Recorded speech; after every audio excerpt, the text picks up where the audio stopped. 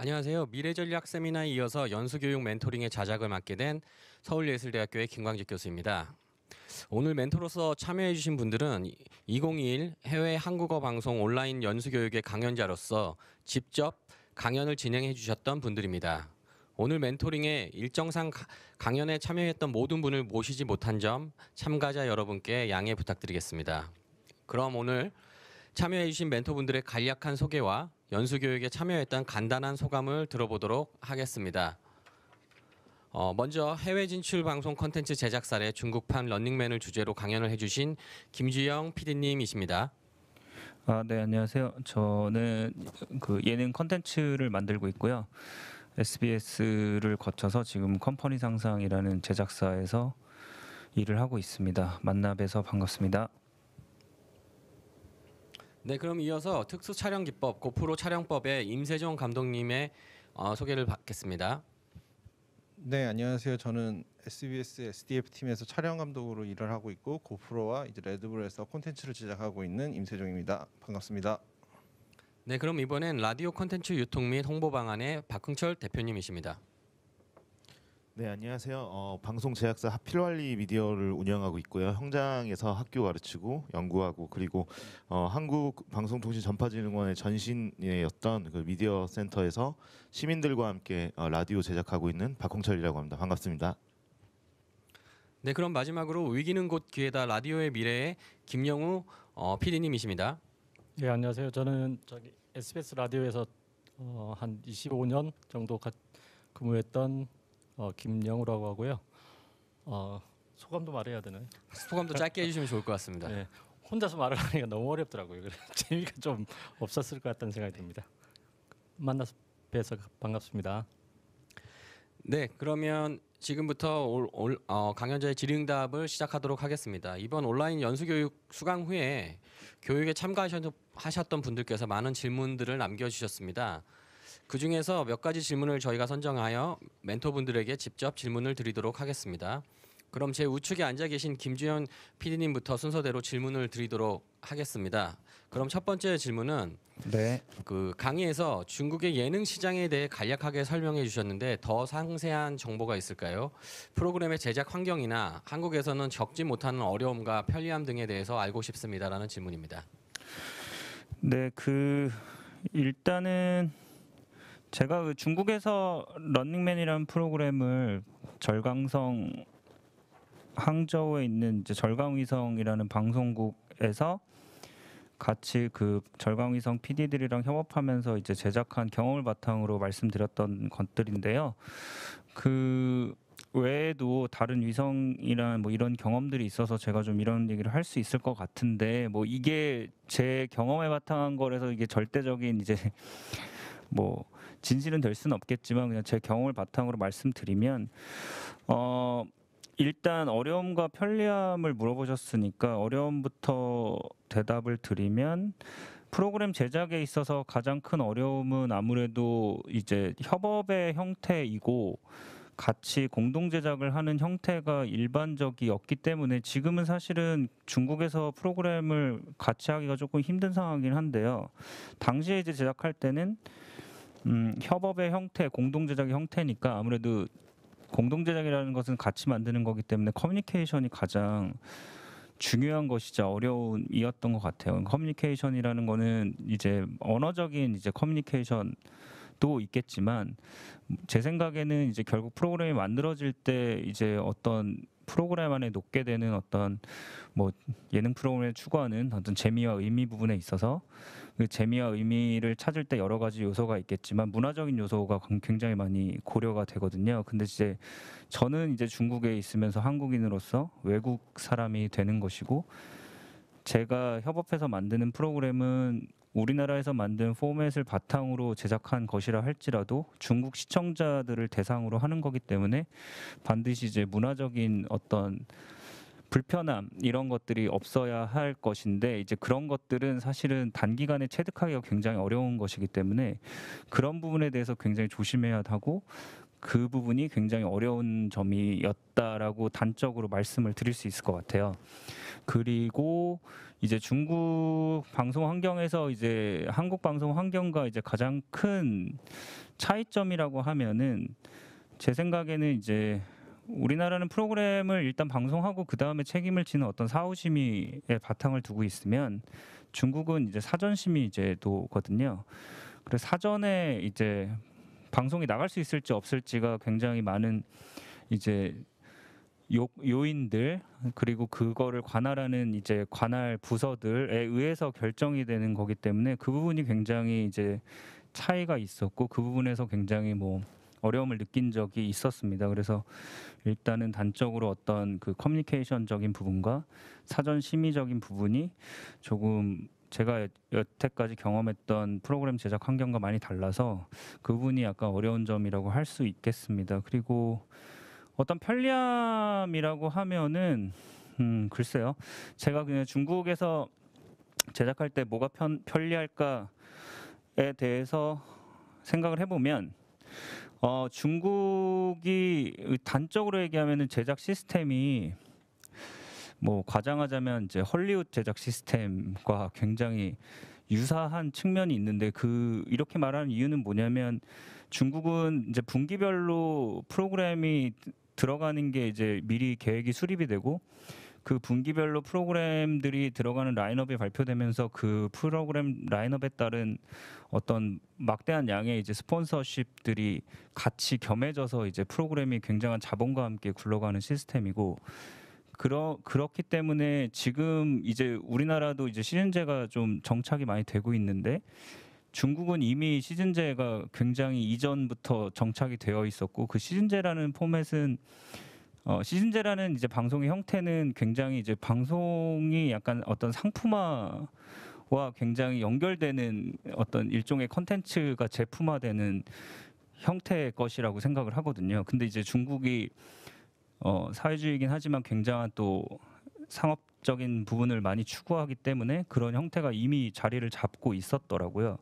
그래서 그런 부분에 있어서 왜 편리하다고 얘기를 하냐면 제가 그냥 런닝맨이란 프로그램을 제작할 때를 기억해 보면 저희는 그냥 1년 52주 내내 월화수목 금금금 일을 했어야 되는데 그래서 정말 나도 시즌제 한번 해보고 싶다 이런 게 약간 뭔가 좀 PD들의 약간 수건처럼 약간 그런 어떤 일적인 어떤 환경에 있어서 그런 거를 좀 PD들이 성토를 한 적이 있었는데 중국은 이제 어떤 시즌제에 이미 바탕을 두고 있다 보니까 뭐 시즌제의 좋은 점이라고 하면 프로그램의 퀄리티는 결국 프로그램이 제작이 어떻게 돼서 나오느냐에 따라서 결정이 되는 결과론적인 부분이긴 하지만 일단 시즌제라는 게 확립이 되다 보면 그 프로그램을 제작하는 사람들에 있어서 그 어떤 제작하는 사람들의 루틴이라는 것은 그 시즌제에 맞춰지기 때문에 사실 1년 내내 프로그램을 하는 사람들보다는 낫죠. 그래서 그런 부분은 좀 이제 말이 길었는데 결국 시즌제를 하는 것에 대한 어떤 스케줄적인 측면들이 우리나라보다는 굉장히 편리했다라고 말씀드릴 수 있을 것 같습니다. 그래서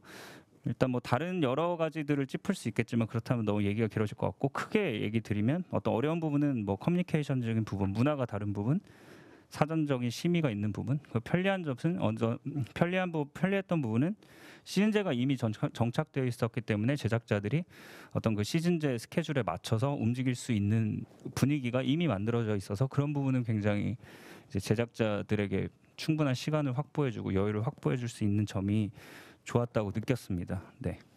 네, 디테일한 답변 감사드립니다. 그러면 두 번째로 그 중국 시청자와 한국 시청자가 원하는 부분이 어떻게 다른지 알고 싶습니다. 각자 선호하는 프로그램은 어떤 유형이고 문화적으로 어떤 차이가 있다고 생각하시는지 의견 부탁드리겠습니다.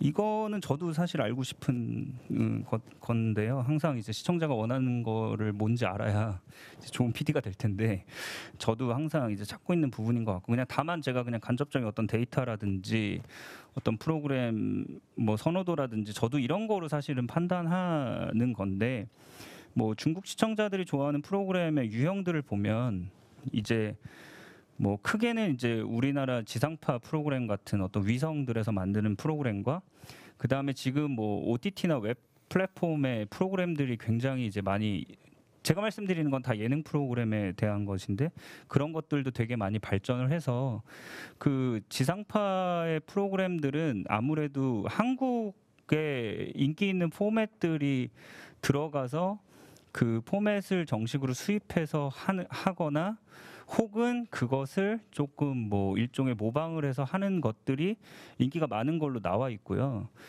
그리고 웹 프로그램 쪽은 약간 오디션 프로그램이나 이런 것들이 좀 강세를 보이는, 아무래도 그거는 결국 분석을 하자면 그 중국도 마찬가지로 그런 어떤 위성 우리나라로 따지면 지상파 프로그램들의 시청자들은 좀 연령층이 좀 되고, 그 다음에 이제 웹 프로그램들은 아무래도 젊은 층이 많이 즐기는 거기 때문에 OTT 프로그램은 약간 그런 쪽으로 나눠지는 거라고 생각을 하고요.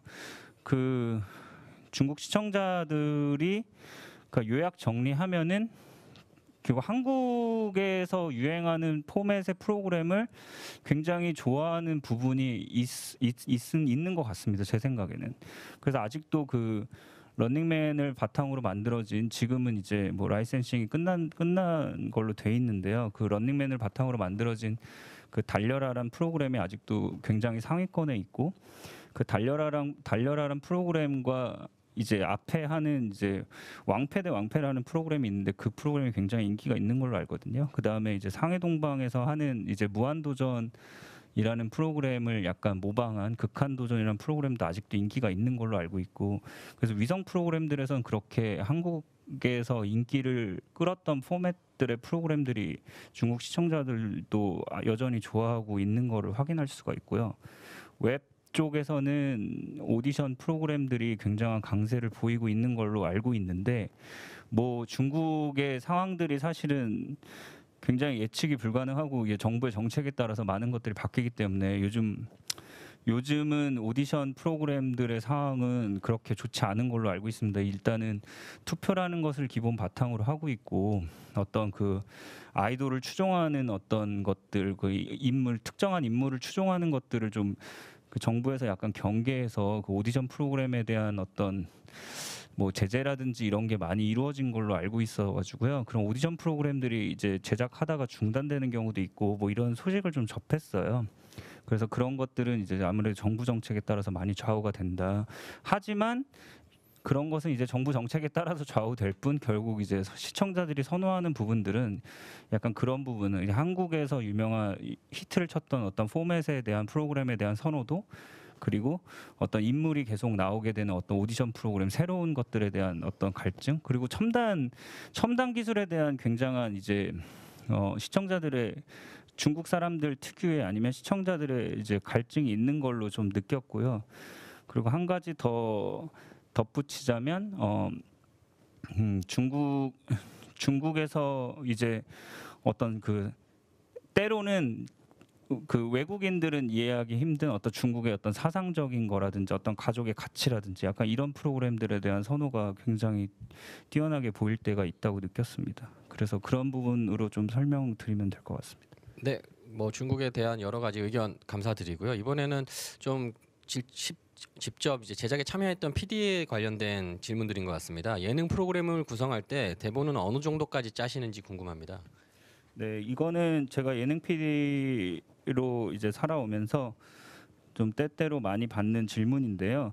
그 예능 프로그램을 구성할 때 대본은 어느 정도까지 짜는가? 이거는 그 예능 프로그램 안에도 여러 가지 장르가 있잖아요. 그 장르가 어떤 것이냐에 따라서 대답이 좀 달라질 것 같은데, 이제 제가 그 뭐 런닝맨이라든지 이런 리얼 버라이어티 프로그램을 할 때는 그 대본이라는 게 사실은 정해진, 대본이라는 게 말 그대로 어떤 정해진 상황이 있고 대사가 있는 거잖아요.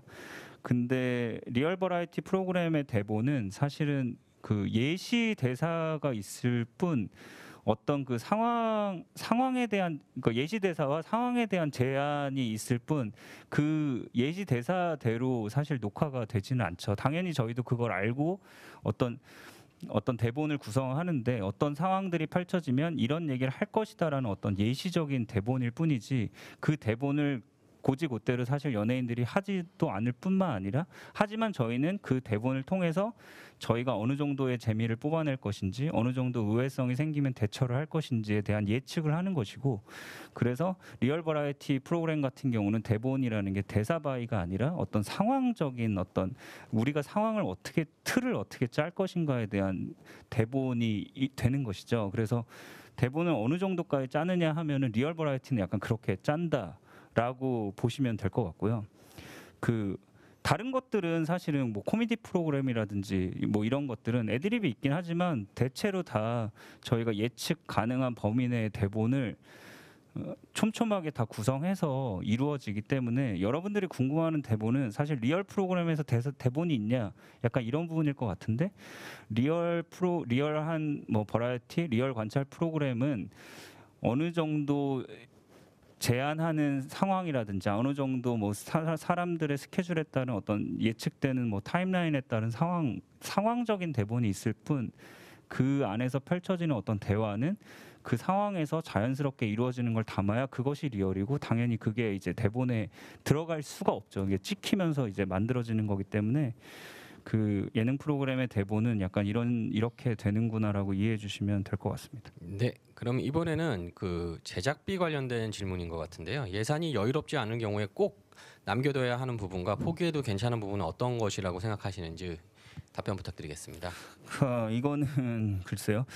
예산은 항상 여유롭지 않은 것 같았는데요. 제 경험상 예산은 여유로울 경우가 존재하지 않습니다. 일단 예산은 여유롭다는 경우는 존재하지 않는데 그래도 그 예산에서 어떤 게 이제 중요한 우선순위냐 뭐 이런 거를 물어보시는 것 같은데 제 생각에는 바꿀 수 없는 것들 일단 뭐 출연자에 대한 어떤 출연료 부분이라든지 그 다음에 어떤 스태프들에 대한 어떤 비용이라든지 사실 이런 것들은 뭐 바꿀 수가 없겠죠. 그러면 결국에 예산을 융통할 수 있을 때 어느 부분이 이제 소위 말해 융통이 가능하겠느냐 그런 부분으로 이해해야 될 것 같은데 그러면은 아마 제 생각에는 미장센적인 부분이 될 것 같아요. 그러니까 미장센적인 부분이 뭐냐면 뭐 예를 들면 세트라든지 아니면 소품이라든지 아니면 뭐 로케이션이라든지 사실 그런 부분에 있어서 좀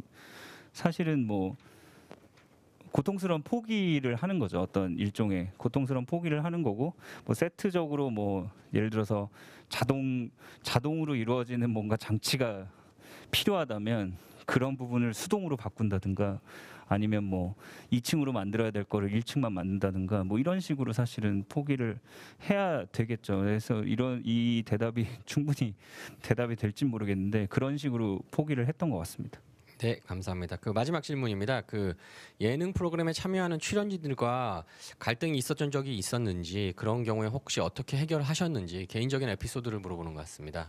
네, 그 뭐 저도 뭐 일종의 몇 번 있었던 것 같은데 당연히 이거는 일적으로 저희가 일을 서로 어떻게 잘 협력해서 최상의 결과를 낼 것이냐에 하는 문제이기 때문에 그런 경우에 있어서 당연한 이제 갈등이 생겼던 적이 있었던 것 같고 그 해결이라는 것은 뭐 보통 이제 대화를 당연히 많이 해야 되는 것 같고 뭐 어떤 이제 촬영 이후에 뭐 좀 자리를 가져서 진솔한 대화를 나눈다든지 근데 뭐 가장 이제 결국 일적인 갈등일 거잖아요. 뭐 개인적인 갈등이면은 안 될 것이고 결국 일적인 갈등일 텐데 그 프로그램 어떤 컨셉에 대한 내가 의도한 것과 이제 출연자가 그리는 그림이 다를 경우 사실 갈등이 많이 생길 텐데요. 일에서 결국 그 부분은 뭐 방금 말씀드린 것처럼 대화로 푸는 게 가장 중요하지만 그 그림이 어떤 것이어야 되는 대한 명확한 확인이 가장 중요했던 것 같고 결국 그런 PD는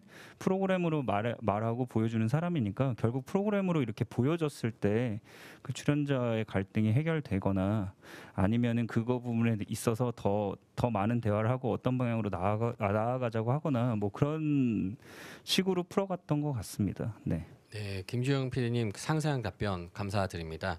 그럼 이번에는 이어서 특수촬영기법 고프로 촬영법의 임세종 감독님께 질문을 드리도록 하겠습니다.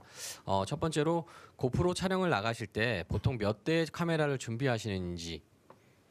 네, 일단 뭐 카메라 같은 경우에는 물론 이제 여러 대 들고 나가면 좋긴 한데 평균적으로 한 5대 정도 저희가 들고 나가고 있고요. 항상 5대에서 6대 정도 가져 나가는데 촬영에서 일단 쓸 카메라를 일단 정확하게 개수를 정하고 난 다음에 거기서 이제 플러스로 한두 대 정도 예비로 더 가져가는 거를 저 추천을 드려요. 왜냐면은 저희 같은 경우에도 뭐 레이싱을 찍는다든가 아니면 뭐 레이싱 드론을 날린다든가 아니면 뭐 MTB 촬영을 실제로 나가다 보면은 실제 뭐 돌에 맞아서 카메라가 깨지는 경우도 많이 발생을 하고 카메라가 뭐 떨어지는 상황도 많이 발생을 하다 보니까 그런 거를 대비해서 항상 카메라를 여유 있게 한두 대 정도 더 챙겨서 촬영하러 다니고 있습니다. 예.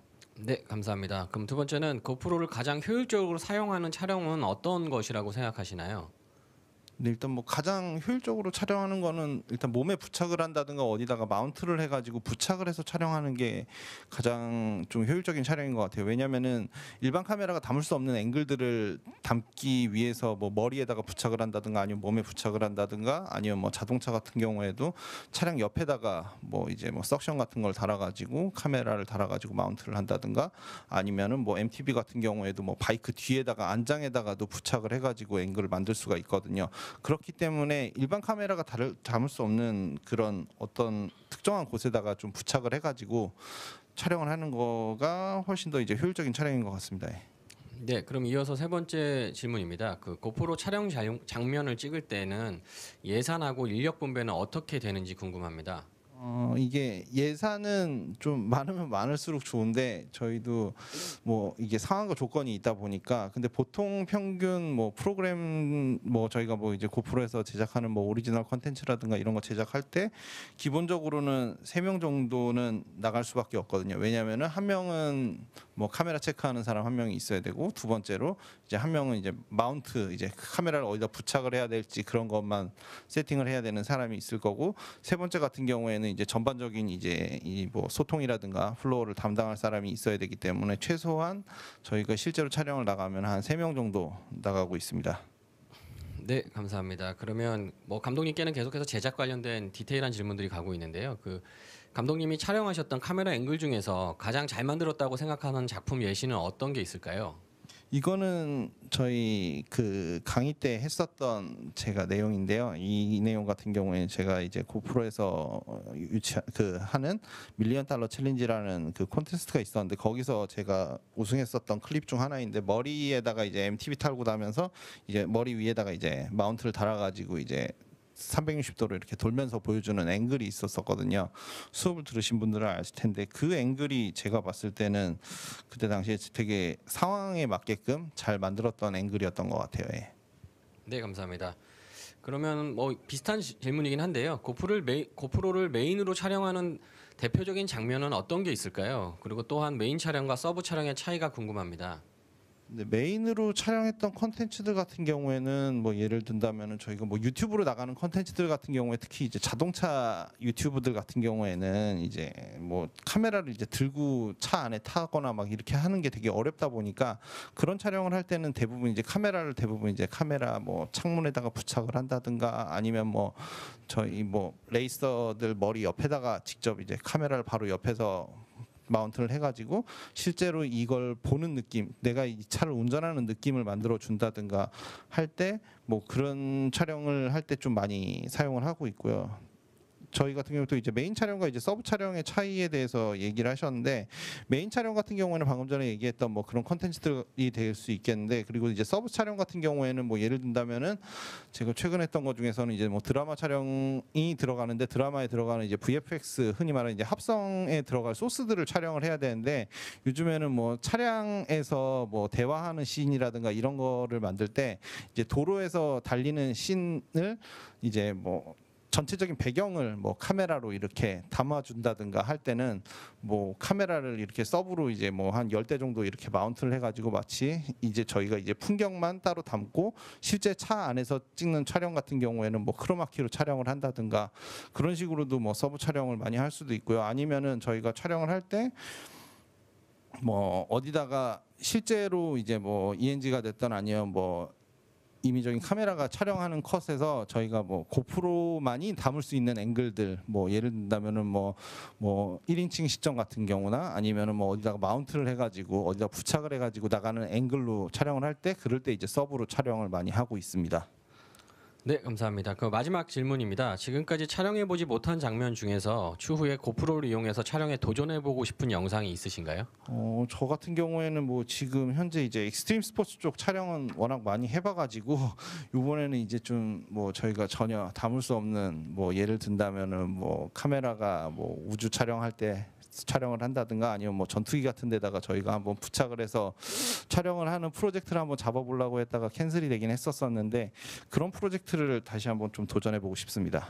네, 지금까지 답변 감사드립니다. 그러면 이어서 라디오 콘텐츠 유통 및 홍보 방안의 박홍철 대표님께 질문 드리도록 하겠습니다. 첫 번째, 그 새로운 오디오 플랫폼이 많이 생겨나면서 라디오 방송국에게도 새로운 기회가 찾아오지 않았나 싶습니다. 한국어 방송사의 강점을 살려서 컨텐츠를 제작할 때 가장 효과적인 홍보 방안에 대해 조금 더 구체적인 조언을 해주실 수 있을까요? 네, 여기서 그 질문에도 새로운 기회라는 표현이 있었는데 이걸 좀 이렇게 풀어서 생각을 해보면 뭐 인터넷 환경이 개선되면서부터 일어났고 이 현상 뭐 오래전의 일이긴 하지만 지금 이제 원리적으로 보면은 지역 방송의 한계가 극복되었다라고 볼 수 있습니다. 과거에 지역 방송이 존재했던 이유는 기술적으로 전파가 도달하는 범위가 있기 때문에 중개소 역할을 해주거나 거기서 자체 프로그램을 제작하면서 그 지역만의 뭐 뉴스라든지 이슈를 다뤄주는 것들을 주로 다뤘던 것이 지역 방송국의 역할이었는데 이제 어느 곳에서 제작하든 그것의 도달 범위는 전 세계예요. 예. 그렇기 때문에 새로운 기회에서 좀 주목할 부분이 이제 지역 방송의 한계가 극복되었다는 점을 조금 염두에 두셨으면 좋겠다라는 생각이 들었고 우리 한국어 방송인 대회 전 시간에 두 방송사 해외 한국어 방송사의 사례에서도 유튜브나 뭐 OTT나 SNS 등을 활용해서 콘텐츠를 실어 나르는 그런 노력들이 결국 새로운 기회에 부합하고 있다 이렇게 말씀을 드릴 수 있을 것 같고요. 이게 이제 질문에서 가장 중요한 게 효과적인 홍보 방법에 대해서 구체적인 조언을 해달라라고 하셨는데 사실 이제 잘 노출되는 방법은 뭐 테크닉적으로 보면은 제목을 새로운 환경에서는 제목을 잘 뽑는다든지 썸네일을 드라마틱하게 만든다든지 아니면 그 아래에 텍스트를 추가할 수 있는 기능이 전에는 방송에는 없었는데 인터넷 스페이스 상에서는 텍스트를 추가하면서 설명을 자세히 해줄 수 있는다든지 이런 것들이 기존의 방송과는 좀 달라진 부분이어서 그런 부분을 세밀하게 신경을 쓰고 그 다음에 초기 조회수와 그 지속 시간을 늘려줘서 알고리즘에 이제 많이 검색이 될 수 있도록 해주는 것들이 이제 테크닉한 홍보 방안이라고 할 수 있는데요. 사실 저희가 해외 한국어 방송사에서 가지고 있는 장점들을 생각해 보면, 네 죄송합니다. 우리가 이 가지고 있는 자원들을 고려해 볼 때 가장 그 효과적인 홍보 방안은 컨텐츠적으로는 그 가장 강력한 방법은 그 사는 모습을 라디오로 잘 표현해 주는 것이 아닌가. 그리고 다른 사람들이 그게 경쟁력의 지점이고 청취자들 그리고 이 컨텐츠 소비자들이 가장 기대하고 궁금해하는 부분이 각 지역에서 한국 사람들은 어떻게 살고 있을까라는 부분일 것이다라는 의견을 드립니다. 네, 감사합니다. 그럼 두 번째로 뉴미디어 전환기를 맞아 멀티 플랫폼 환경이 조성되었지만 그에 비해 제작 환경에는 고령화의 고충이 있다고 하셨습니다. 이에 대해서 어떻게 대응해야 될지 의견은 무엇인가요? 예, 그 이 고령화 부분이 이제 제작자 입장에서도 제작하는 사람의 고령화 그리고 해외 한국어 방송의 경우에 듣는 사람 소비 그 청취층의 고령화 두 가지 문제가 같이 있는데 이 질문에서 이제 그 제작 환경의 제작자들의 고령화에 대한 문제를 말씀드리면 사실 지금 저희가 하고 있던 것들은 누구나 새로운 것입니다. 왜냐하면 전에는 없었던 것들이 새롭게 출현을 한 상황이기 때문에 누구나 새로운 것이고 그러한 재교육은 나이와 연령대에 국한되지 않고 누구나 새롭게 받아들여야 되고 학습되어야 될 부분이라고 생각을 합니다. 실제로 저도 지역 방송에서 퇴직하신 방송 선배 저한테 방송 알려줬던 선배들 사수라고 불렸던 분들도 퇴직하시고 나서 이 OTT나 뉴미디어에 대해서 적응을 하시기 위해서 많이 배우시려고 합니다. 예, 그거는 뭐 너무나 당연한 일이고요. 다만 좀 우리가 긍정적으로 바라볼 수 있는 지점이 뭐냐면 과거의 방송의 제작 영역이 장비나 기술적인 문제로 굉장히 전문가의 영역에서 이루어졌어야 되는 한편 현재의 제공되고 있는 그 제작 환경이라는 거는 뭐 1인 미디어 그리고 그 일반 시청자들도 제작에 참여해서 유튜브에 올리는 행위 이런 것들을 봤을 때 매우 간단하다. 예, 그리고 누구나 할 수 있는 것들이다라는 부분이고요. 다만 이제 고령자를 위한 재교육이 필요하다고 했을 때 개념의 부분이라든지 아니면 달라진 환경에 대한 부분 그리고 어떻게 학습 자료를 얻고 그것을 어떻게 활용할 것인가에 대한 부분. 그러니까 교육을 어떻게 재교육을 어떻게 받을 것이냐에 대한 부분에 대해서 조금 더 우리 뭐 해외 한국어 방송 연수나 해외 한국어 방송인 대회에서 좀 다뤄지면은 좋을 것 같다라는 생각이 들고요. 아마 이 고령화 문제에서 고민하시는 게 간단히 문장으로 풀면은 나이가 많기 때문에 배우는데 어려워지지 않겠느냐, 적응이 어려워지지 않겠느냐라는 질문일 수도 있는데 지금 제공되고 있는 환경이 전혀 그렇지 않다. 이렇게 말씀을 드리고 싶습니다. 네, 감사합니다. 그럼 세 번째 질문입니다. 컨텐츠 유통 부분에서 해외 한국어 방송사의 현 시점과 믹스 매치 시 향후 갖춰나가야 할 부분은 무엇이고 어떻게 경쟁력을 높여갈 수 있을지에 대해서 의견을 좀 부탁드리겠습니다. 네, 여기서 이제 그 제가 강의 때 그 새로운 플랫폼에 대해서 믹스 매치를 할 필요가 있다라는 부분에 대한 언급인 것 같고요. 그리고 향후 갖춰나가야 할 부분은 우리가 그 기존의 제작 습관을 어떻게 향후에 다뤄줄 것인가의 부분이 중요한 것 같습니다. 그러니까 방송을 제작한다고 하면은 방송의 파급력이라든지 그리고 그 방송으로 인한 그 공공재 역할로서의 책임이라든지 이런 것들 때문에 사실 그 자유로운 환경에서 방송될 수 없었고 제작 환경에 틀이 있었습니다. 정해진 시간 안에 만들어야 된다는 거, 정해진 시간 동안 제공을 해야 된다라는 거 이런 것들이 기존 방송 영역에서의 제작의 특징이었다고 한다면 우리가 그런 경험이 많기 때문에 그런 부분을 조금 탈피해서 주제적인 측면, 소재적인 측면 그리고 시간의 측면 그리고 방송을 실제 만들어 갔을 때 들어가는 품 이것을 과거 방송 제작 기준에 맞출 것이 아니라 제작 기준을 참고해서 이렇게 하면 더 쉽게 만들 수 있겠구나. 과거에는 이런 과정이 반드시 필요했는데 이런 제작 과정을 좀 빼고 제작해도 되겠구나. 제작이 훨씬 쉬울 것이다라는 그 마인드가 필요할 것 같고요.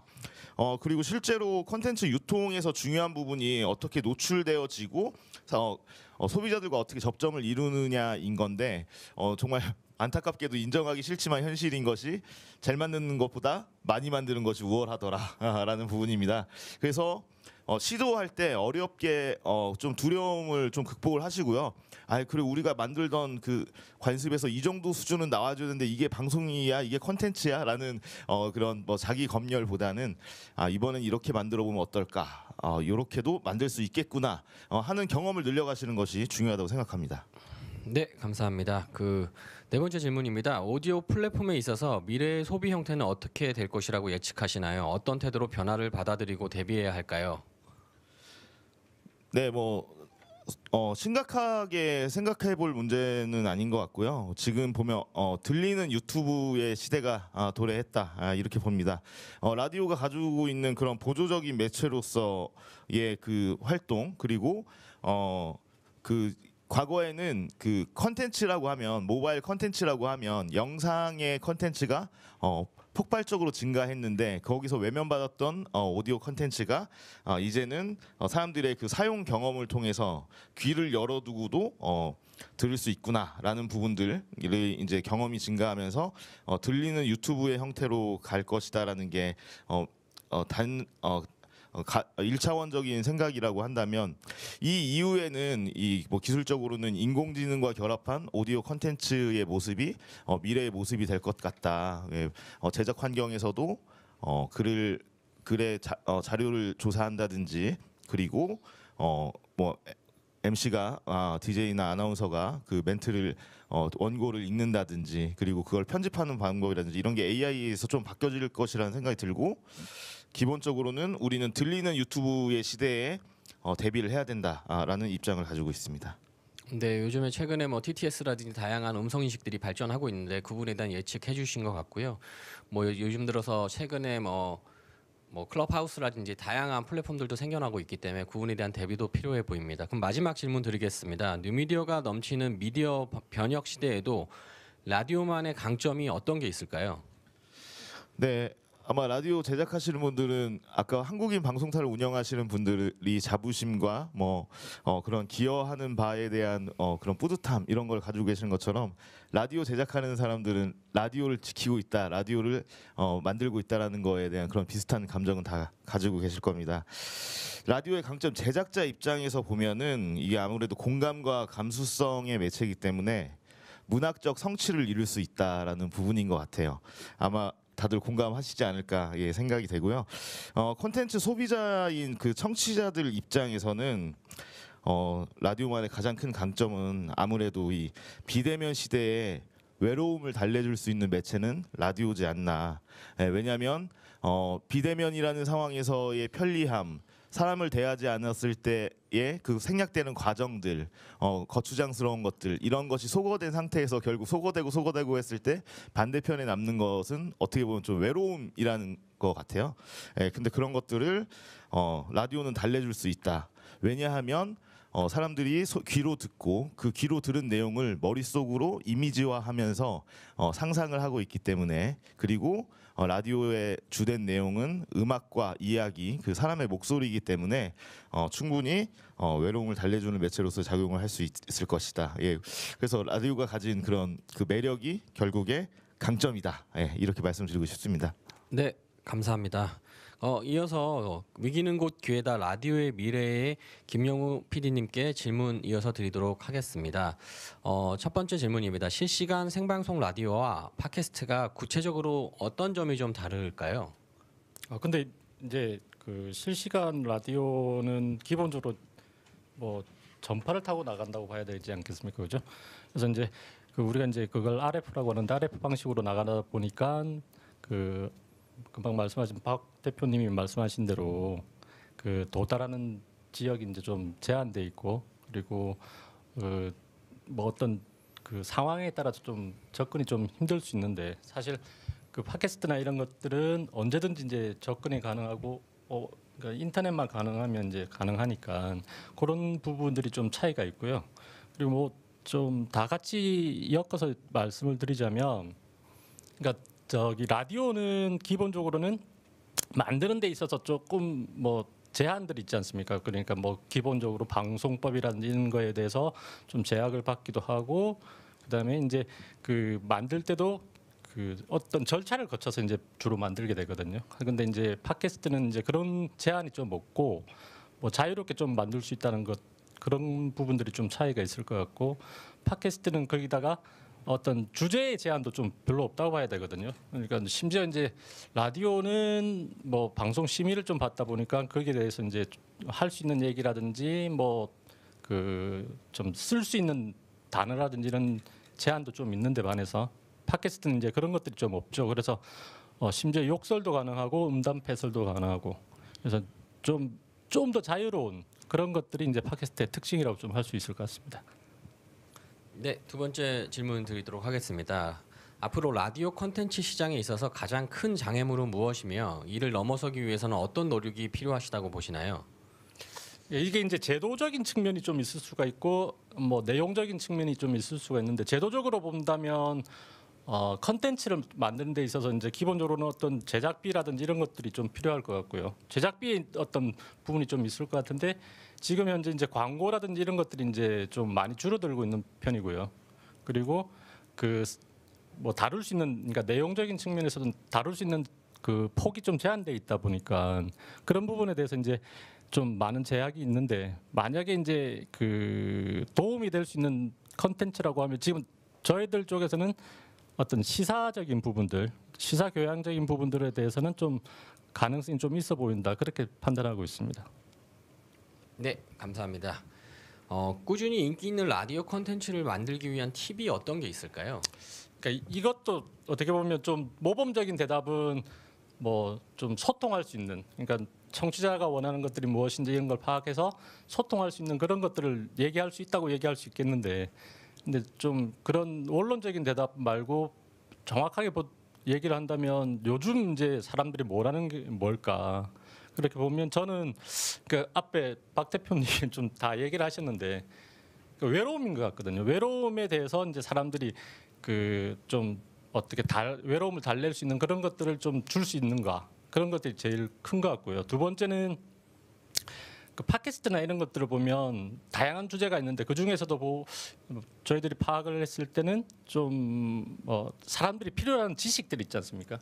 그런 지식들을 좀 줄 수 있는 그런 내용적인 그 컨텐츠가 좀 담겼으면 사람들이 좋아하지 않을까 이렇게 생각하고 있습니다.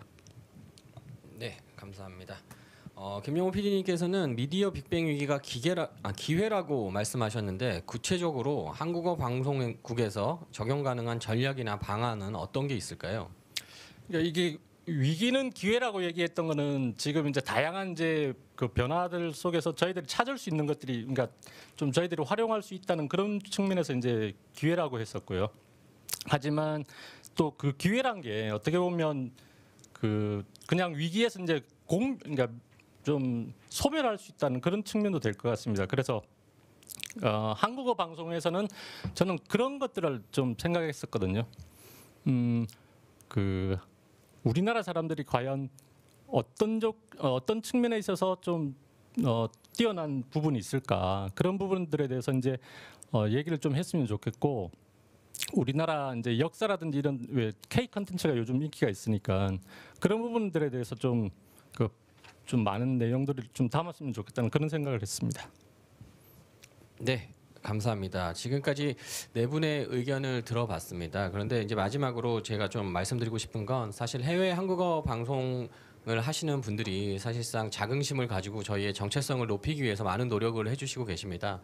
그래서 마지막으로 저희가 오늘뿐 아니라 강의도 주셨지만 마지막으로 이제 저희 참여하신 분들께서 짧게 해외 한국어 방송분들에게 조언 혹은 뭐 응원의 메시지 같은 거나 혹은 어떤 식으로 했을 때 미래가 있겠다라는 걸 짧게 좀 남겨주시면 감사하겠습니다.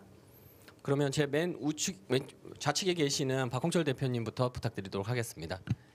네, 그 아까 줌으로 이렇게 들어오는 그 다른 지금 시청하시고 계시는 해외 한국어 방송 관계자 여러분들 얼굴 보면서 저희가 이게 직접 만나서 이런저런 얘기도 나누고 우리는 어떻게 방송국 운영하고 있고 어떤 어려움이 있다 이런 걸 좀 길게 나눴으면 얼마나 좋았을까 하는 아쉬움이 있었고요. 그래서 반갑다고 인사하고 싶고 뭐 그런 마음도 있었습니다. 매년 그 어려움을 겪고 있고 우리는 이 어려움에 더해서 변화도 직면하고 있습니다.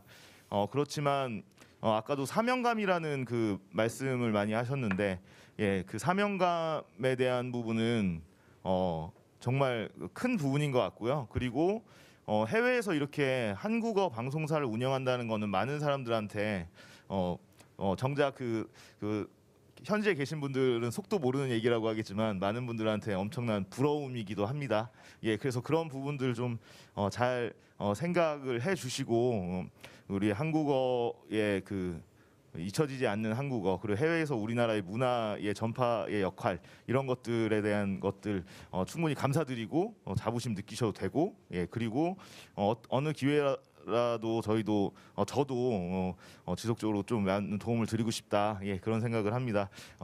만나 뵙게 되기를 소망하고 있습니다. 네, 감사합니다. 그럼 이어서 김용호 PD님께 의견을 받도록 하겠습니다. 네, 저도 이제 같이 만나서 얼굴을 대면은 하고서 좀 얘기를 듣고 제 얘기를 좀 했으면 좋았을 텐데 코로나 때문에 이제 이렇게 줌으로서 만나야 된 상황이 좀 안타까웠고요. 그리고 한국어를 저는 그렇게 생각하거든요.